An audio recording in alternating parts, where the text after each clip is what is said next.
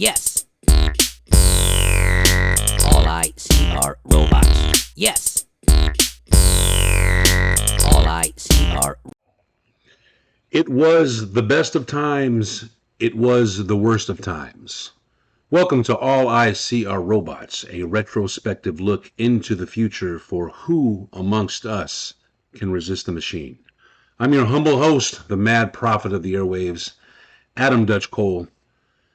And that phrase, the best of times, the worst of times, it was made popular by the novel by Charles Dickens called A Tale of Two Cities. And you're probably familiar with that. It was required reading in high school, I believe, at least for some of us. But that phrase has been playing throughout my mind for a better part of the day. And I think that one could probably say that that describes the times of the day for all times. Um, you know, the best of times, the worst of times. I think that really kind of eloquently illustrates where we are. So I just kind of wanted to speak with you tonight and kind of break down what I feel that means. And rather than starting on a negative note, I think I'll reverse that and I'll start with the worst of times. It was the worst of times. And so, what does that mean? Um, if you look around and you're paying attention, our trusted systems, our institutions, have become so riddled with corruption for so long that they don't even resemble what they were initially set up to do. And that pretty much encompasses about every single institution that you can imagine. Our school system doesn't teach us to be critical thinkers. Our agriculture department does not promote the idea of healthy foods for us to sustain our lives.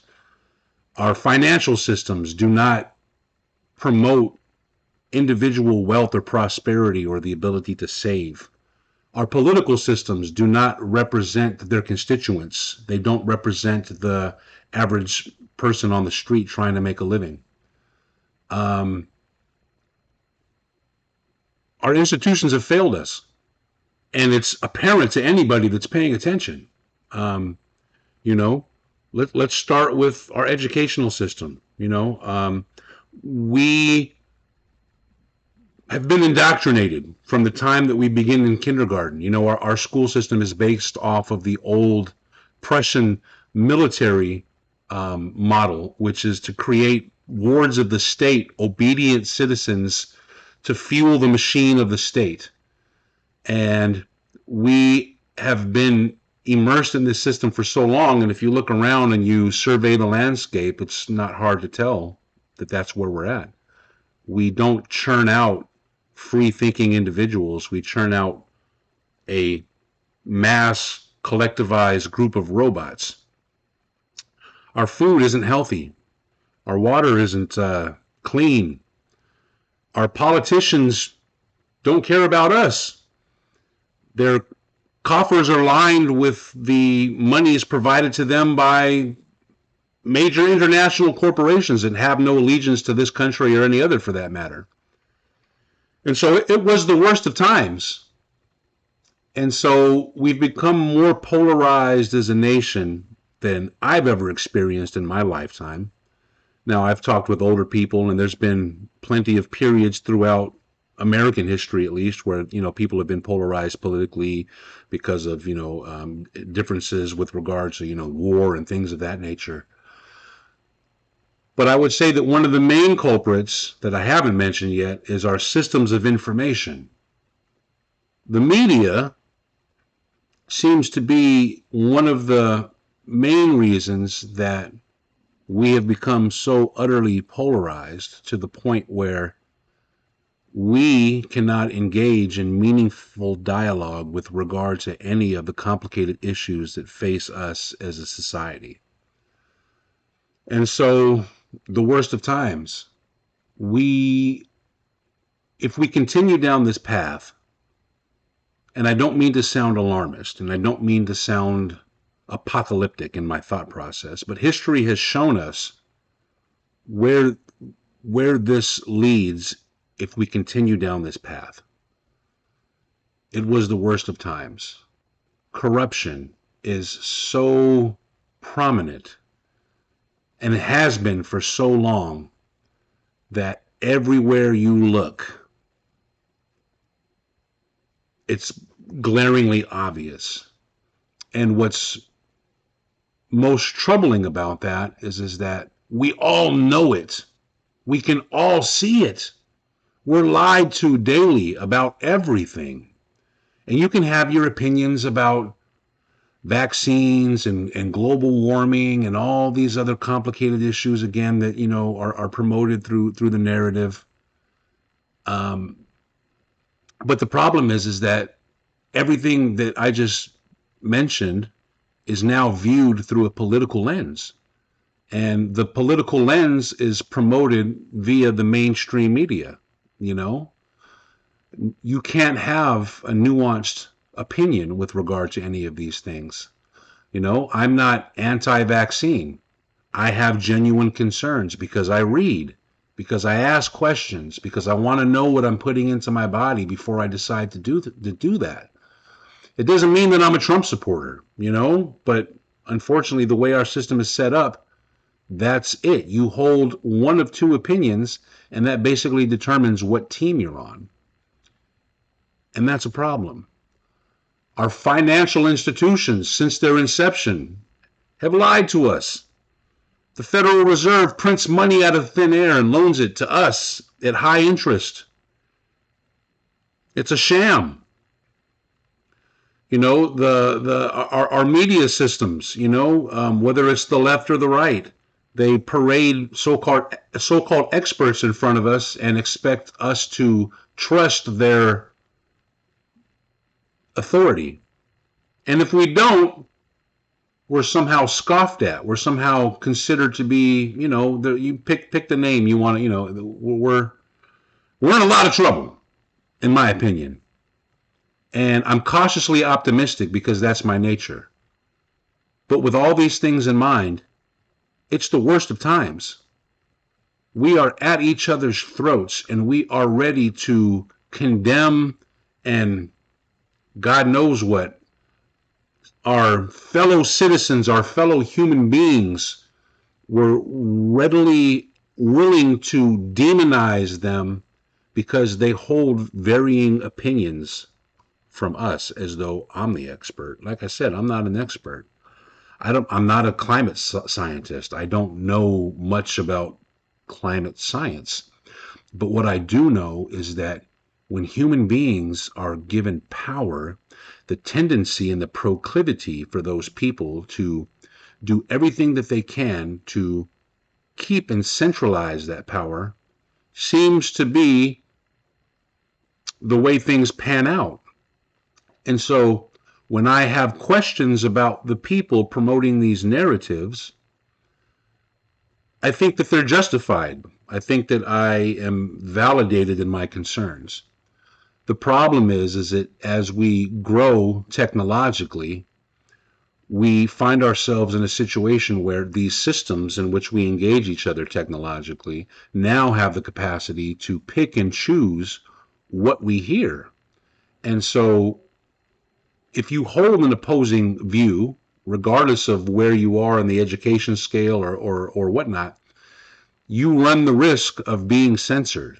I am a fledgling YouTuber, and I have to be careful with what I say and how I navigate these waters because I could get deplatformed. That's a problem in a free society where ideas should be, it should be a free market of ideas and the best should rise to the top. But that's not what we're dealing with. It was the worst of times. In contrast, it was the best of times. My God, what a time to be alive. Our ancestors, our forefathers have built for us a grand, great civilization, and we can enjoy all of the amenities. We can enjoy staying in structures and homes that are climate controlled. We have the ability to interact with loved ones regardless of where they are on the globe in real time. Medicine has prolonged life. We are, technology is helping to lift countries across the world out of poverty at a rate never seen before in the history of humankind. It was the best of times. And when you say it's the best of times, it's not to say that there's not work to be done, that there's not more that we could be doing. There's not strides that need to be made in, you name it, a multitude of arenas. But you have to stop and you have to express a degree of gratitude for the things that are afforded to you. And if you look through the lens of negativity and only see the worst, it begs the question, if things are so bad, then what are we going to usher in place of that? You know, people have always tried to espouse the ideas of some utopian society where everybody has enough, and maybe that's a reality, I don't know. But I will tell you this, it's the best of times because technology is a double-edged sword. It has the power to be the most top-down authoritarian big brother system ever conceived, but it also has the ability and the potential to free us like never before, to equal and level the playing field so that all participants have access to true decentralized information.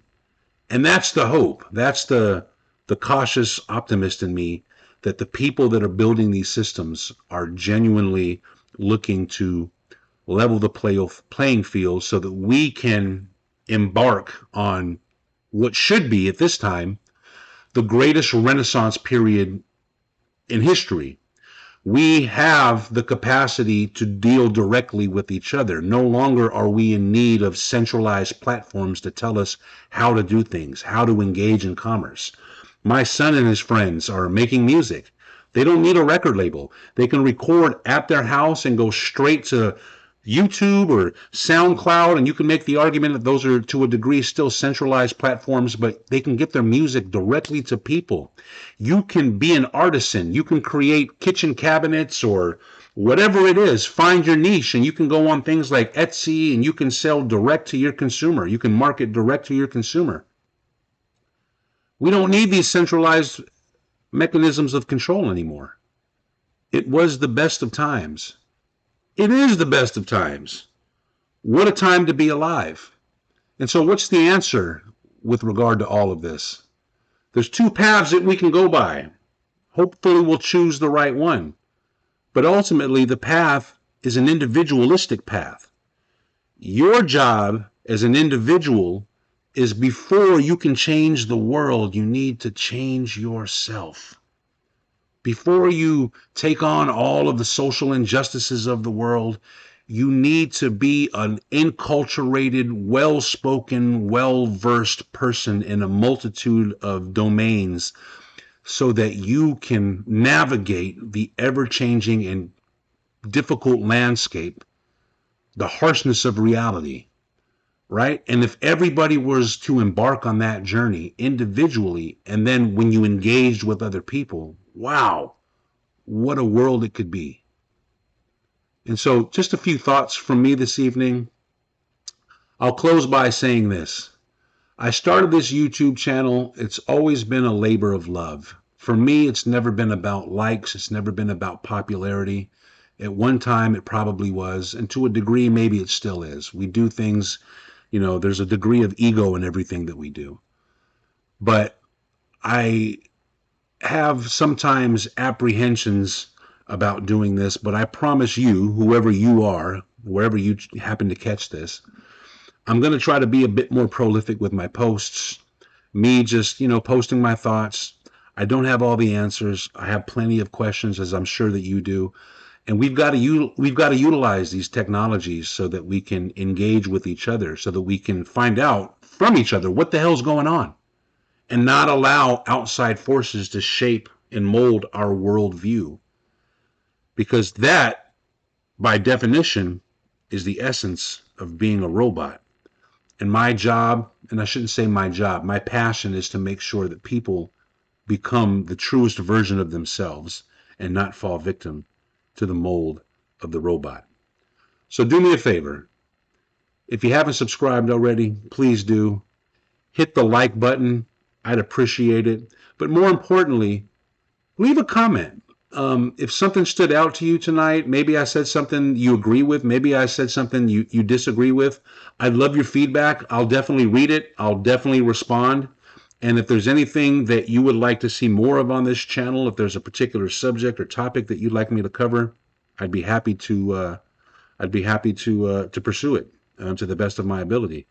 So with that being said, this is All I See Are Robots. It is a retrospective look into the future for who amongst us can withstand the machine. And I'll leave you with this. Don't pray for an easy life. Pray for the strength and the knowledge and the wisdom to deal with a rapidly changing world. Good night. Good luck. Robots. Yes. All I see are robots. Yes. All I see are